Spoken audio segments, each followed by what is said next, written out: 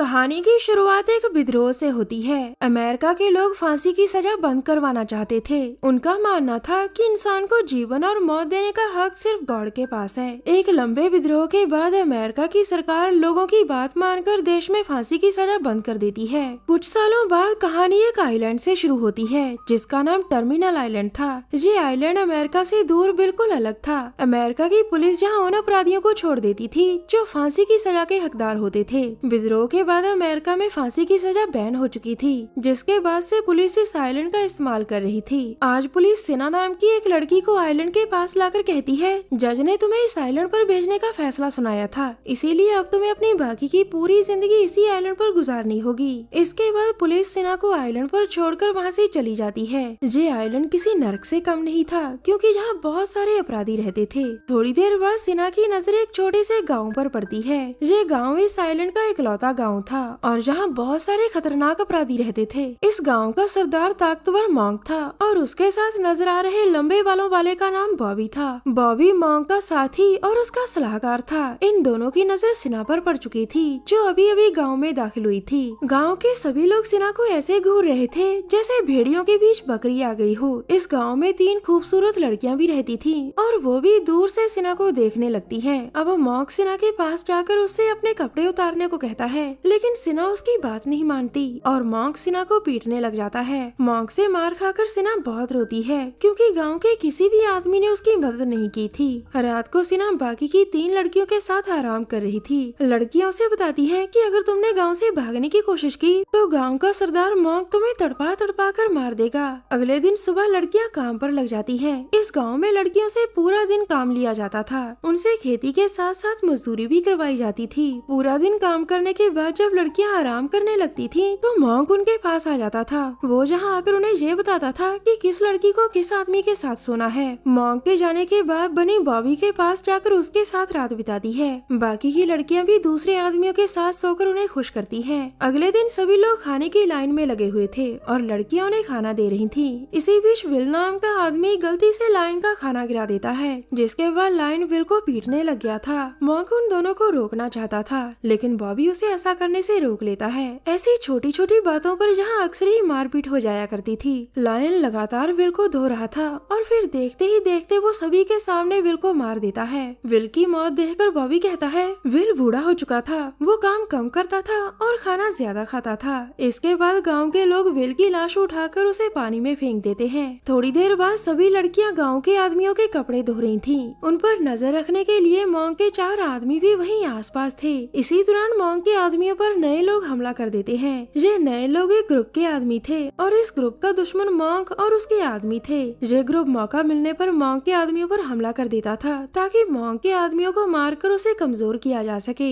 आज भी ये मॉन्क के आदमियों को तड़पा तड़पा कर मार देते हैं और फिर लड़कियों को लेकर वहाँ से भाग जाते हैं। इस ग्रुप के सरदार का नाम लिज था। लिज ने उन लोगों को इकट्ठा कर अपना ग्रुप बनाया था जो मॉन्क के जुल्मों से तंग आ चुके थे। वो लड़कियों को सब बताता है कि हम मॉन्क को मारना चाहते हैं ताकि हम सभी आराम से इस पूरे आइलैंड पर रह सकें। उसकी बात सुनकर सभी लड़कियां उनके ग्रुप में शामिल हो जाती हैं और उसकी मदद करने का फैसला करती हैं। कुछ दिनों बाद लड़कियां लिज के ग्रुप में पूरी तरह से घुल मिल जाती हैं। सिना को मोजो नाम का आदमी अच्छा लगने लगा था और वो अपना ज्यादा से ज्यादा समय उसी के साथ बिताने लग गई थी। जॉय सबसे सुंदर लड़की थी और उसकी खूबसूरती देखकर लिज के कई आदमी उस पर फिदा हो चुके थे। कुछ दिनों बाद लिज के ग्रुप पर मॉन्क और उसके साथी हमला कर देते हैं। मॉन्क ने ये हमला इसलिए किया था ताकि वो लड़कियों को वापस पा सके, मगर लिज के आदमी मॉन्क के आदमियों का बहादुरी से मुकाबला करते हैं और उन्हें मारकर वहाँ से भगाने लगते हैं। इसी बीच मॉन्क और लिज भी एक दूसरे के सामने आ गए थे और दोनों की लड़ाई में लिज मॉन्क पर भारी पड़ता है। वो आज मॉन्क को खत्म करना चाहता था, लेकिन तभी वहाँ मॉन्क के और आदमी आ गए थे,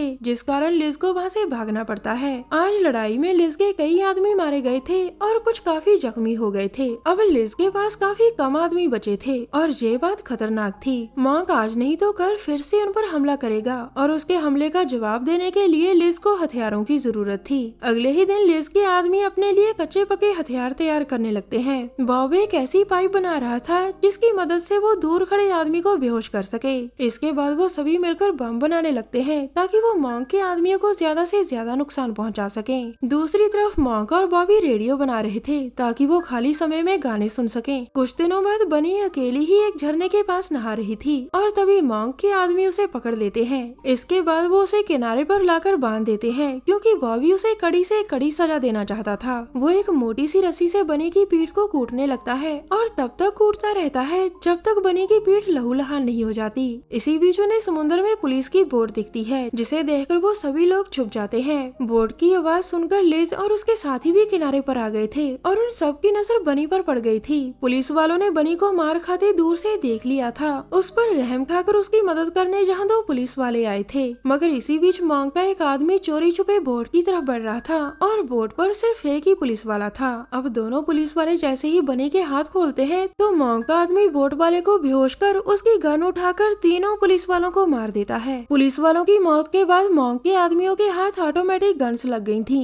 और ये सब देखकर लिज बहुत डर गया था। बॉबी एक गन उठाकर अपने एक आदमी से कहता है, बोट में कुछ और भी सामान हो सकता है, तुम यहीं रुककर नजर रखना, मैं गाँव में जाकर कुछ आदमी लेकर आता हूँ। इतना कहकर बॉबी वहाँ से चला जाता है और उसके जाने के बाद लिज का आदमी बॉब हरकत में आता है। वो पानी में तैरकर मॉन्क के आदमी के पीछे आता है और फिर अपनी पाइप से उसे बेहोश कर देता है। उसके बेहोश होने के बाद बॉब बोट में से ऑयल चुरा लेता है ताकि वो ऑयल का इस्तेमाल कर मॉन्क को नुकसान पहुंचा सके।